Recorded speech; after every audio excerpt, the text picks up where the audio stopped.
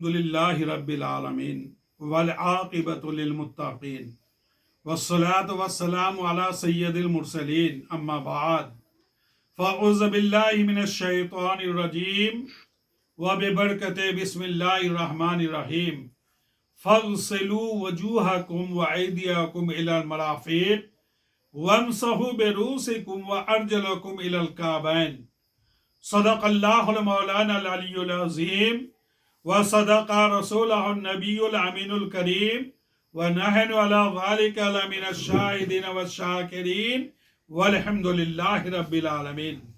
آئیے سب سے پہلے نبی و آل نبی پر ایک بار درود پاک پڑھیں۔ اللہم صلی علی سیدنا مولانا محمد بارک وسلم صلاۃ و سلام علیک یا رسول اللہ صلاۃ و سلام علیک یا حبیب اللہ۔ حضرات گرامی، ہمارے آج کا یہ ویڈیو ہے، اس میں ہم آپ کو وضو کے طریقے کو بتائیں گے کہ کس طریقے سے وضو کرنا چاہیے۔ وضو میں فرائض کتنے ہیں؟ تو شریعت نے، قرآن عظیم نے بتایا کہ اس میں 4 فرض ہیں، 4 فرائض ہیں۔ پہلا فرض ہے، اللہ تعالیٰ فرمایا فَاغْسِلُوا وُجُوهَكُمْ، پہلا فرض یہ ہے کہ تم اپنے چہرے کو دھلو۔ چہرے کا دھلنا کیسا ہے کہ سر کے بال جہاں اگے ہیں وہاں سے لے کر کے تھوڑی کے نیچے تک یہ لمبائی میں ہے، اور یہ کان کے لو سے لے کر دوسرے کان کے لو تک یہ چوڑائی ہے۔ تو اس پوری جگہ میں کوئی ایسی جگہ باقی نہ رہے ایک بال کے برابر، اگر وہ سوکھا رہ گیا، پانی نہیں بہا، تو آپ کا وضو نہیں ہوگا۔ تو یہ کیا ہے؟ چہرے کا دھلنا ہے۔ چہرے پہ پانی ملنا نہیں ہے بلکہ اس کو دھلنا ہے۔ جب چہرے کو اس طریقے سے دھلیں گے تو آپ کا چہرہ ہوگا۔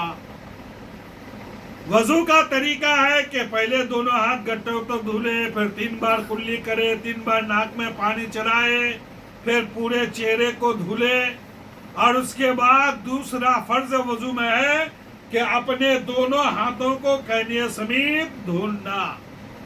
سنت طریقہ ہے کہ انگلی کے سرے سے لے کر کے کہنیوں تک 3 بار اسے دھلے۔ 3 بار دھلنے کے بعد پھر بائیں ہاتھ کو 3 بار دھلے۔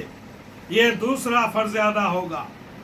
تیسرا فرض یہ ہے کہ اپنے سر کا مسح کرنا۔ سر کے مسح کرنے میں لوگ غلطی کرتے ہیں۔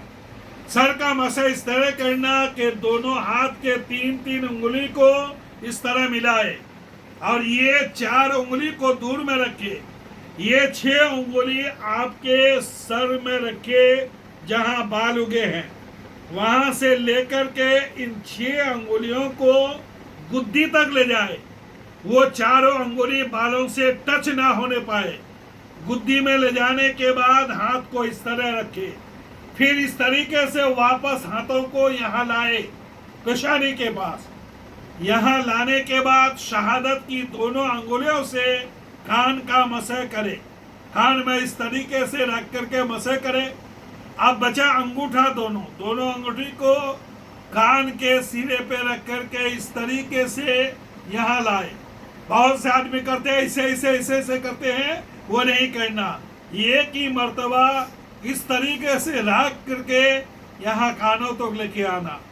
اس کے بعد یہ دونوں ہتھیلی بچے، دونوں ہتھیلیوں سے گردن کا مسح کرے۔ ایک ہے گردن اور ایک ہے گلا۔ گلے کا مسح کرنا مکروہ ہے، یہ گردن کا مسح اس طریقے سے کرے۔ یہ تیسرا فرض ادا ہوا۔ چوتھا فرض ہے کہ اپنے دونوں پاؤں کو، پہلے سیدھے پاؤں کو انگلی کے سرے سے لے کر کے گٹے کے اوپر تک یہ پاؤں کو دھلنا، انگلیوں کا بائیں ہاتھ کی چھوٹی انگلی سے کھلال کرنا، یہ کھلال کرنے کے بعد سیدھے پاؤں کو دھونا۔ اسی طریقے سے بائیں پاؤں کو دھونا، اس میں بھی کھلال وغیرہ کرنا۔ اس طریقے سے آپ وضو کریں گے تو وضو کے 4 فرائض بھی ادا ہوں گے، سنتیں بھی ادا ہوں گے۔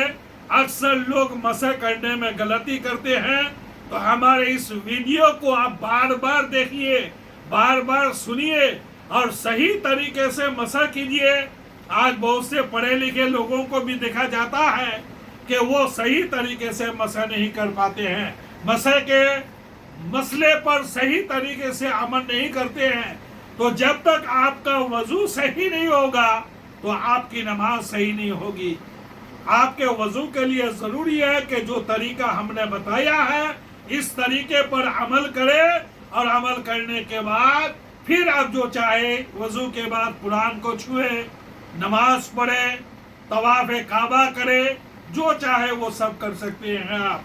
जो हमने जो वजू का तरीका बताया है ये सुन्नत भी है, नफले भी है, इसमें फराइज भी है। वजू में 4 फर्जे हैं।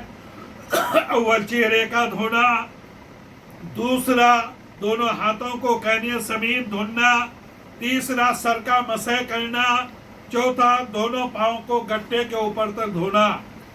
ये चारों फराइज अदा करेंगे। अगर एक में भी गलती रह जाए, एक भी छूट जाए तो आपका वजू नहीं होगा। जब आपका वजू नहीं होगा तो आपकी नमाज वगैरह नहीं होगी।